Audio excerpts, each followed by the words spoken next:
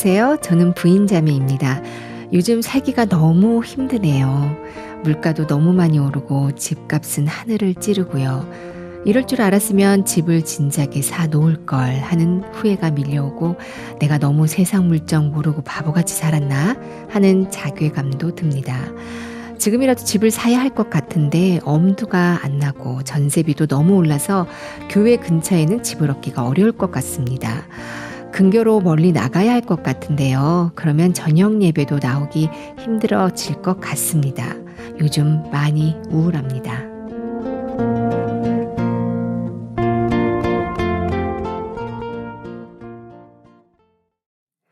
오늘은 가족의 보금자리를 두고 고민하는 부인 자매님의 사연입니다. 기쁜 소식 강남교회 백민기 목사님과 함께합니다. 목사님 안녕하세요. 예, 안녕하십니까. 네, 오늘 한 부인 자매님께서 이사를 앞두고 착잡한 마음을 전해오셨습니다.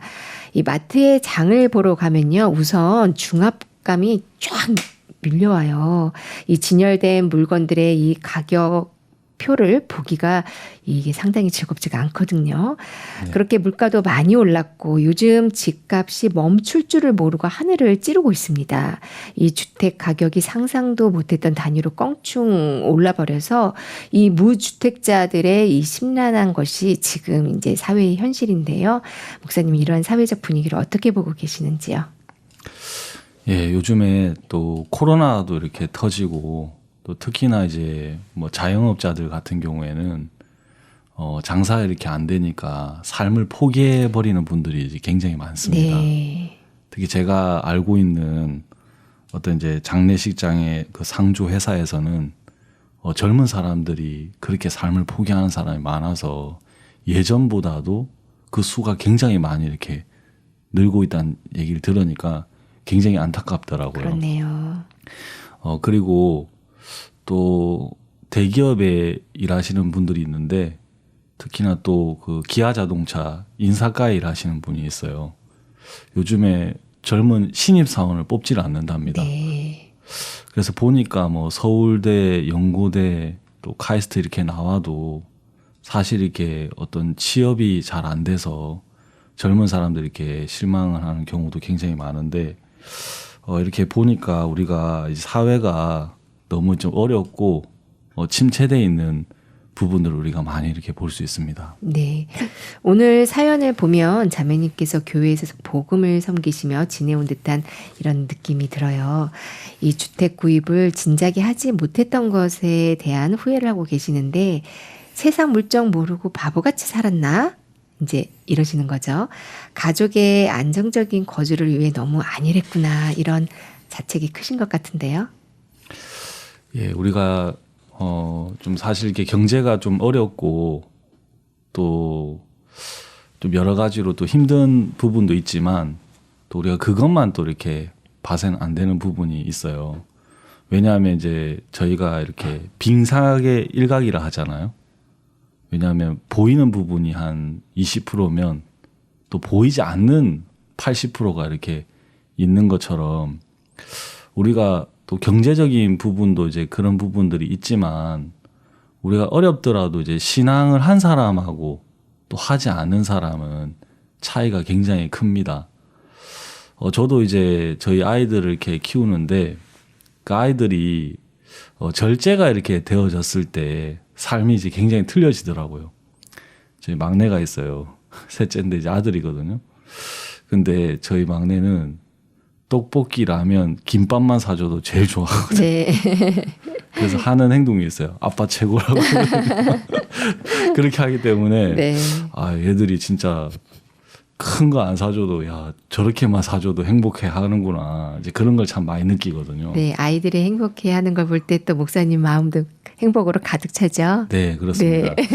그래서 우리가 또 경제적인 부분도 있지만 제가 이렇게 이 질문을 이렇게 보면서 들어지는 이제 말씀이 좀 있어요. 그게 뭐냐면 이제 잠언 17장 1절에 보면 마른 떡 한 조각만 있고도 화목하는 것이 육선이 집에 가득하고 다투는 것보다 나으니라 이런 말씀이 있거든요.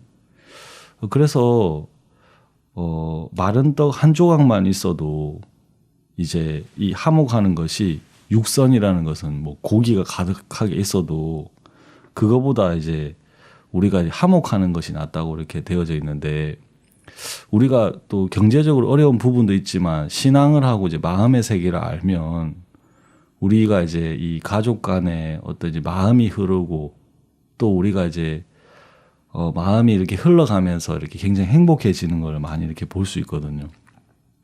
특히나 또 잠언에 이런 말씀이 참 많이 나오는데 16장 8절에 보면 적은 소득이 을을 겸하면 많은 소득이 불의를 겸하는 것보다 나으니라 이제 그렇게 돼 있는데 우리가 적은 소득을 가지고 있지만은 우리가 이제 마음이 행복하고 마음이 흐르면 되는데 신앙은 이제 우리에게 뭘 가르쳐 주냐면 우리 마음이 이렇게 행복해지는 길을 우리에게 가르쳐 주고 있습니다. 그래서 부와 종기를 다 가지고 있지만 그걸 누리지 못하면 성경에서는 악한 병이라고 했는데 우리가 이렇게 경제적으로 어려운 부분이 있지만 그럴 때일수록 우리가 하나님과 가깝고 또 신앙을 하면 우리 마음이 굉장히 이렇게 행복해진다는 마음이 들어집니다. 네. 요즘은 부동산과 주식으로 재산을 증식하려는 경향이 또 짙은데요.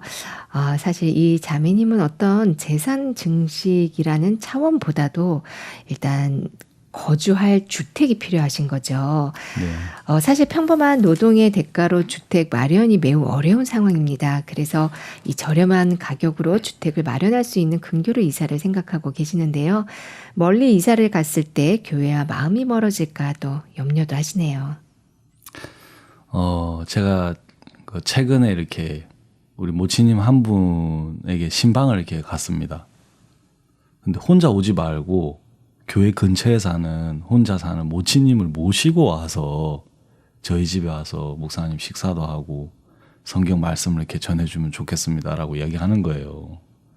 그래서 제가 이제 저희 아내하고 이제 그 모치님 한 분을 태우고 이렇게 가는데 이 모치님이 이제 뭐라고 하시냐면은 아이고 목사님 제가 집을 팔고 이 근처로 이사로 왔습니다. 그 이야기를 하는 거예요. 네. 그러세요? 제가 그 집 판 돈으로 다른 데 가면 집을 한 채 살 수 있는데 제 아들들이 자꾸 이제 교회 근처로 이사 오라 그래가지고 이사를 왔는데 전세로 이제 빌라로 들어왔습니다. 그렇게 얘기하시는 거예요. 그래서 많이 낮춰서 이렇게 왔는데 그렇게 이제 오니까 너무 이렇게 감사한 게 교회 와가지고 이제 신앙생활 하는데 내가 언제든지 이제 교회 와서 기도할 수 있고 또 모임 참석할 수 있으니까 너무 좋습니다. 그러시는 거예요. 그날도 신방 갔다 와서 목사님 저 교회 내려주세요 그러더라고요. 왜요? 그러니까 저 또 아프리카에 계신 목사님을 두고 기도하고 또 우리 가족들을 두고 기도하고 또 제가 하나님 앞에서 이렇게 기도하고 싶은 마음이 듭니다. 그러시는 거예요. 네. 제가 굉장히 부끄러워졌습니다. 왜냐하면 이 모치님은 진짜 이 주님을 사랑하는 마음이 굉장히 네. 크시구나. 야, 나는 이렇게 교회 안에 이렇게 있어도 어떨 때는 그런 게 이제 무감각할 때가 많은데 이 모친이 마음에 이렇게 주를 사랑하는 마음이 굉장히 큰 거예요.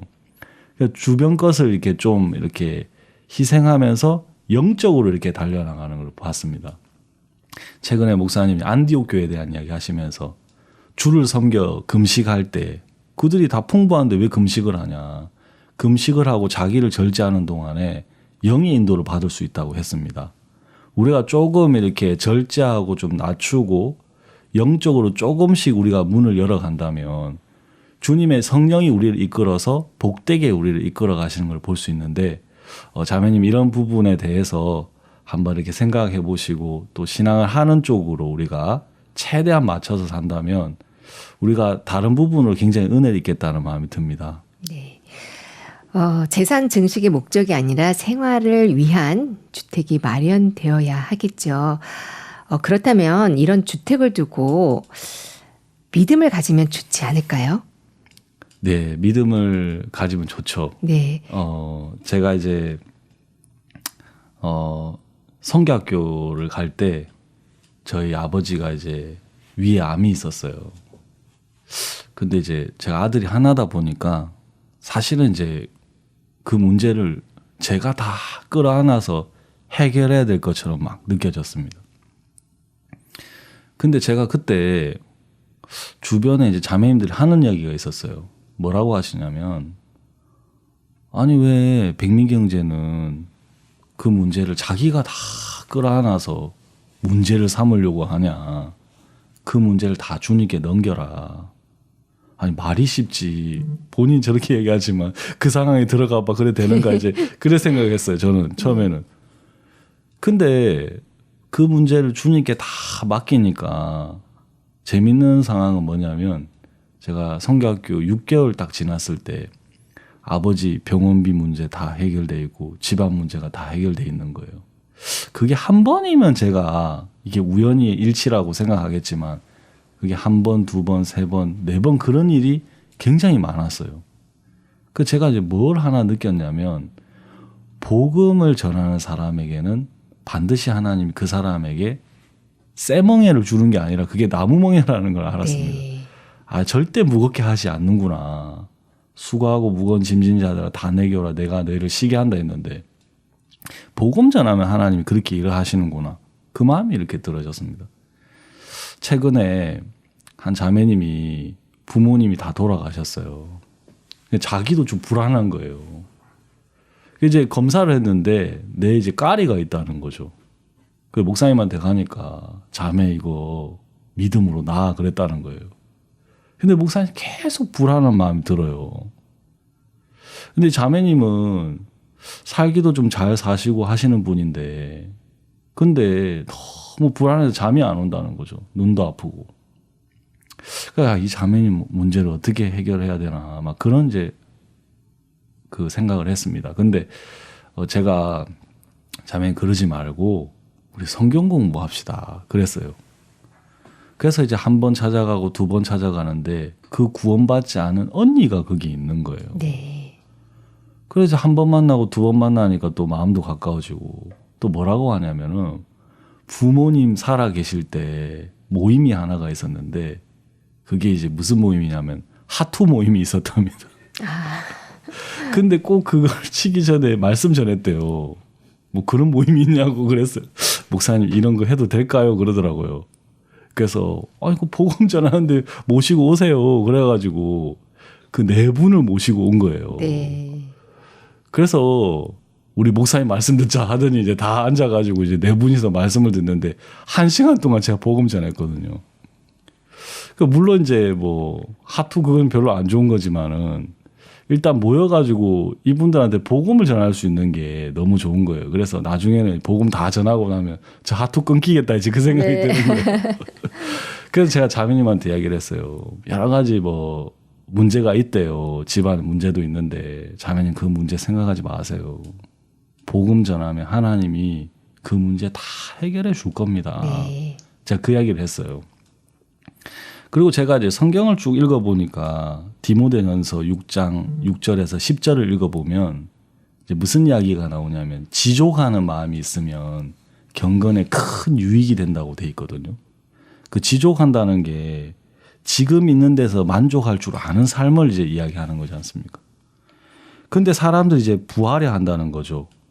부하려 하는 자들은 시험과 올무와 여러 가지 어리석고 더러운 정욕에 이제 떨어져서 그 돈을 사랑하는 게 결국은 뭐가 되냐면 일만하게 뿌리가 돼서 신앙을 버리는 결과가 된다는 거죠.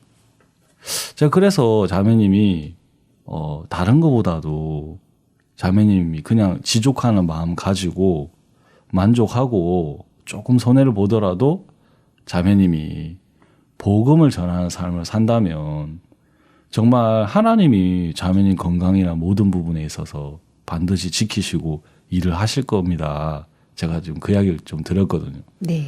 그 자매님이 되게 행복해 하시는 거예요. 우리가 문제도 있지만 그 문제를 그냥 어떤 경제적인 그것만 딱 보지 말고 우리 하나님 복음 전할 때 가장 그게 나를 위한 길이거든요. 그래서 우리가 그렇게 방향을 들어간다면 굉장히 좋겠다는 마음이 들어집니다. 네. 너희는 먼저 그의 나라와 그의 의를 구하라. 가장 먼저 우리가 복음을 위해서 살 때 하나님은 우리들에게 이 모든 것을 더해 주실 거라는 말씀을 전해 주셨습니다. 기쁜 소식 강남교회 백민기 목사님 감사합니다. 네, 감사합니다.